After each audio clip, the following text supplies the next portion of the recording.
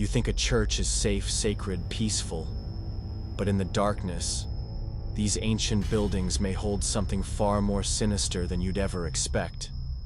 Voices echo in the pews, but no one can see who's singing. Eyes quietly watch you, while you think you're praying.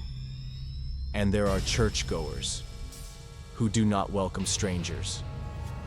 Tonight you'll hear 4 chilling true stories, all involving strange churches, unsettling rituals, and people who don't belong in holy places.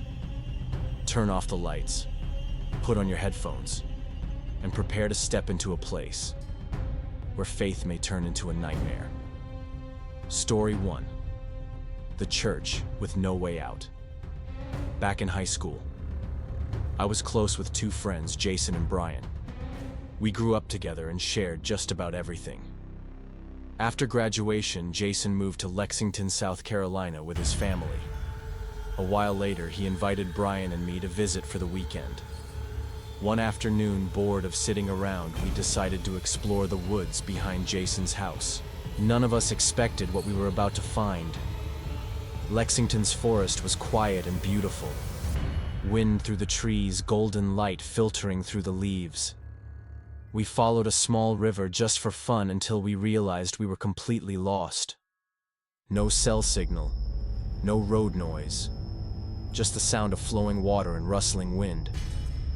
We kept walking, hoping to find a house or a road. What we found instead was a church, an old red brick building deep in the woods. A dirt path led to it, choked with weeds. There was no asphalt, just cracked, dry ground, and 4 old white cars lined up perfectly in front of the church. The cars were rusted, their tires, flat windows dirty, and all of them pointed toward the front door, as if waiting for something. From inside, we heard faint piano music and slow, somber hymn singing. Despite some hesitation, we decided to ask if we could borrow a phone. The door wasn't locked. We pushed it open and stepped inside. The air was damp and cold, like sunlight hadn't touched this place in years. In the main hall, about 20 people sat scattered in wooden pews. They were neatly dressed, but their clothes were old, stained, as if they had lived in those pews for years. An old woman with silver hair and thick glasses was playing the piano. As we entered, she stopped. Everyone stopped singing. One by one, they turned to look at us, their eyes empty, cold, unwelcoming. No one spoke. No sound at all except the groan of old wood beneath shifting weight. Jason stammered, "We're sorry.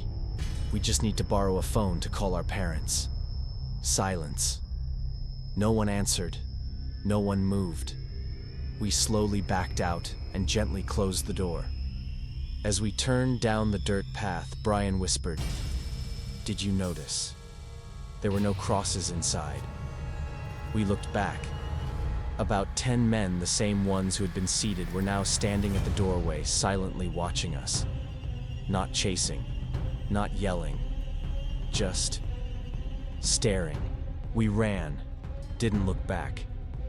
After nearly 30 minutes of running, we saw an old gas station that looked like it hadn't changed since the 1950s. Inside, an old man in a stained baseball cap sat reading a tattered book. Without looking up, he muttered, "You boys lost, head out, turn left. At the power pole, go right down the trail, you'll find the road." We thanked him and left. But just before the station disappeared behind us, I glanced back and saw him standing on the porch, arms crossed, grinning with a mouth full of rotting teeth. Eventually, a police officer spotted us and drove us home. After we told him what happened, he just shook his head and said, "Out in those woods, there are people who don't want to be found, and if you got out alive, be thankful." Story 2. The Ouija board in the dark.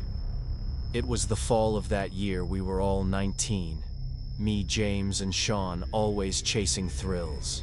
One night in late October, Sean had an idea. Let's go to the abandoned church on the edge of town and play Ouija. Sean had the board.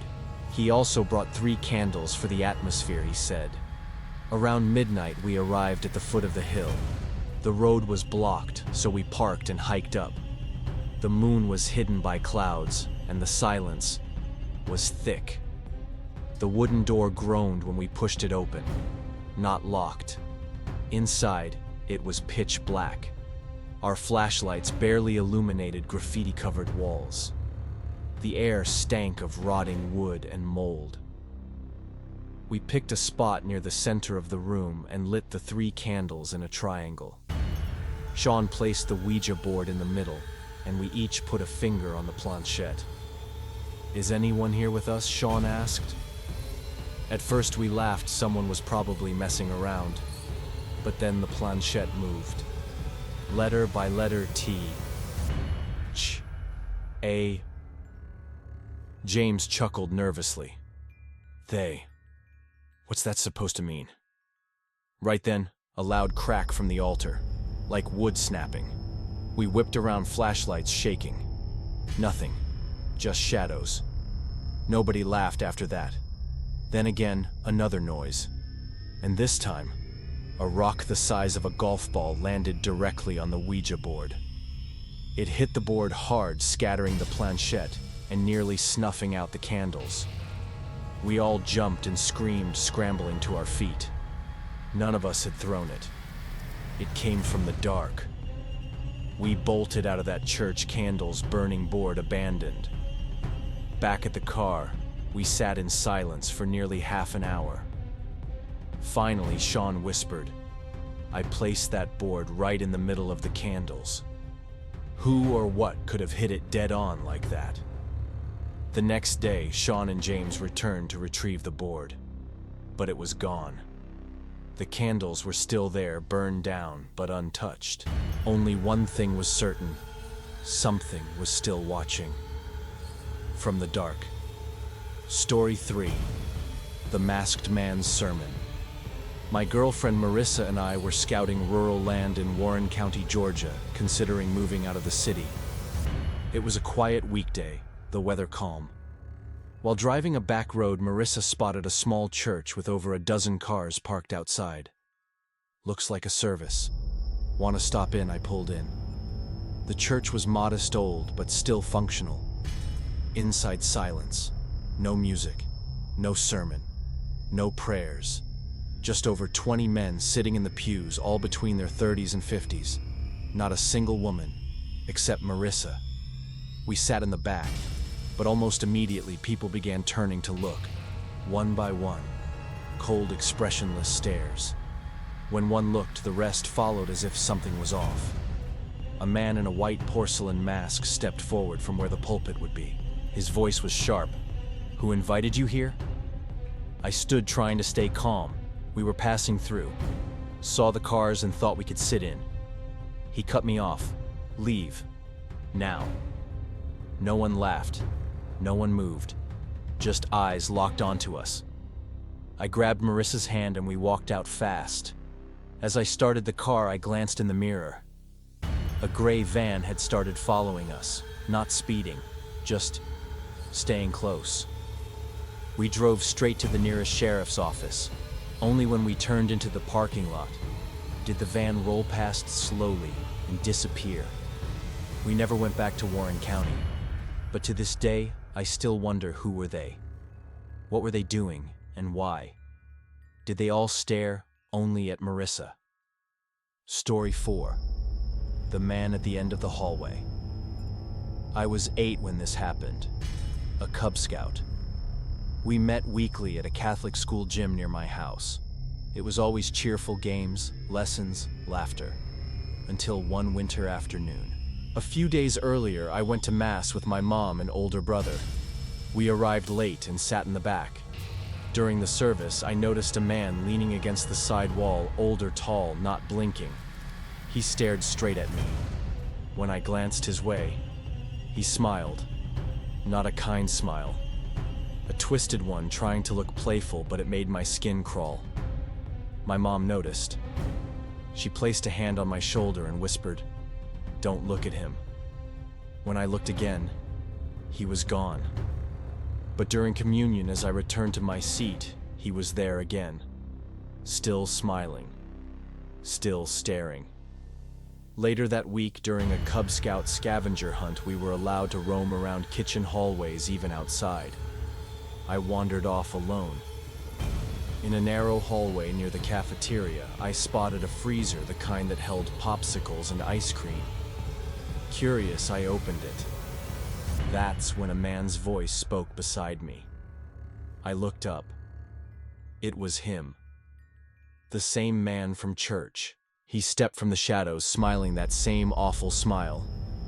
"Don't let the grown-ups catch you taking that." He shut the freezer, then grabbed my wrist. "I've got something better in the back." "No one's there." I pulled away. He tightened his grip and whispered, "Shh, it's okay." I screamed, "Help." He let go, growling, "Quiet." I ran back to the gym, breathless, tears in my eyes. I told my cub master everything. Thankfully, he was a good man and a father himself. He brought me straight to my mom. We reported it immediately. Turns out, the man lived on church grounds. No one really knew what he did, maintenance caretaker, but he'd been there a long time. Months later, word spread. A parent accused him of abusing their altar boy's son. I don't know if he was arrested. I don't know if he ever paid for what he did. But I know this. If I hadn't run, if I had followed him to the back, I might not be here telling this story. Every story tonight is a chilling reminder that faith doesn't always mean safety, and the silence inside holy walls might hide more than just whispered prayers. If these stories sent a chill down your spine, share the video so others feel that same darkness. And if you have your own terrifying memory, leave it in the comments. Who knows, your story might be the next one told here. Thanks for watching. See you again in the shadows.